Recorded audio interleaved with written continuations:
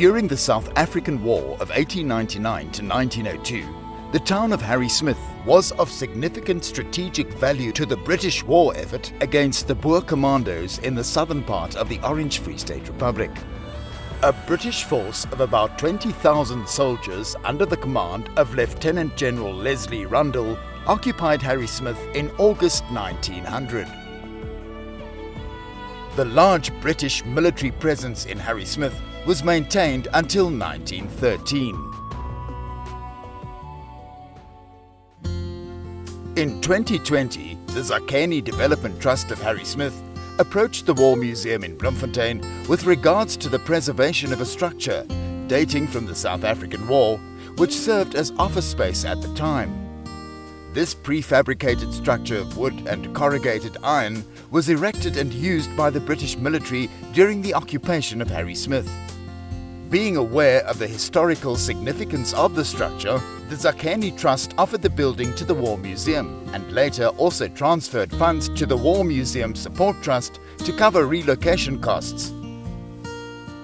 The director of the museum, Toki Pretorius, negotiated with the Free State Provincial Heritage Resources Authority to obtain the necessary permit for relocating the building. This heritage project formed part of the strategic repositioning of the War Museum to promote reconciliation between former adversaries in the South African War, both locally and internationally. Through the years, acknowledging the involvement and suffering of British forces during the war has become an integral part of the outside and inside exhibits of the museum. Against this background, the gesture of the Zakheni Trust in making the heritage structure from Harrismith available to the War Museum was much appreciated by management.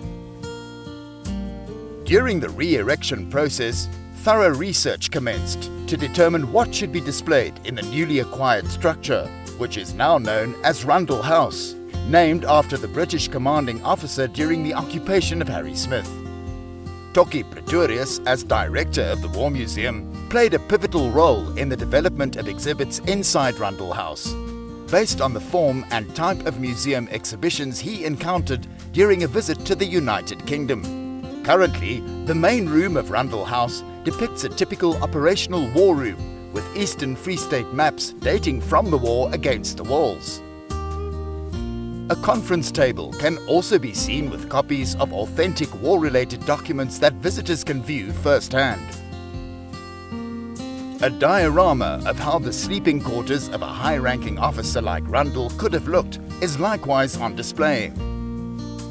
Furthermore, a second room presents a photo collection of Harrismith during the war, as well as other relevant items. Original furnishings and smaller household items provide interesting detail to these three exhibition spaces inside Rundle House. The official opening of Rundle House took place on the morning of the 23rd of September 2022. This event formed part of the War Museum's Heritage Day celebrations and was attended by about 60 invited guests. The fact that some of these guests and staff members of the museum dressed up in attire from the war period gave additional flair to the opening ceremony.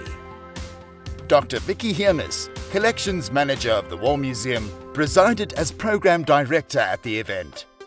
Guests were welcomed by Martha Tulo, Education Officer of the museum.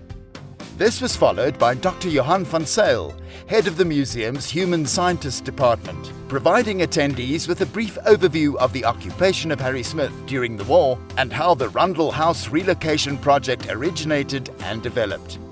Special acknowledgement was also given to Toki Pretorius as Director of the War Museum for his significant role in the successful implementation of the project.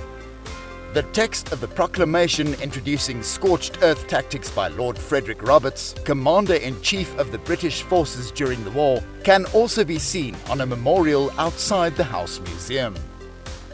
David Bellringer shared the content of this proclamation with the attendees in acknowledgement of the suffering and devastation caused by such tactics, also in the Harrismith area. The director of the War Museum was then invited to perform a ribbon-cutting ceremony, signifying the official opening of Rundle House. Danay Swanepoel, museum human scientist, concluded the event by expressing a word of appreciation to all involved in the project and the presentation of the opening ceremony.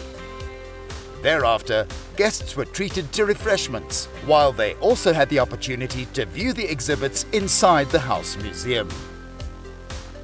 The management and staff of the War Museum take exceptional pride in the latest addition to the outside exhibits on the grounds of this heritage institution.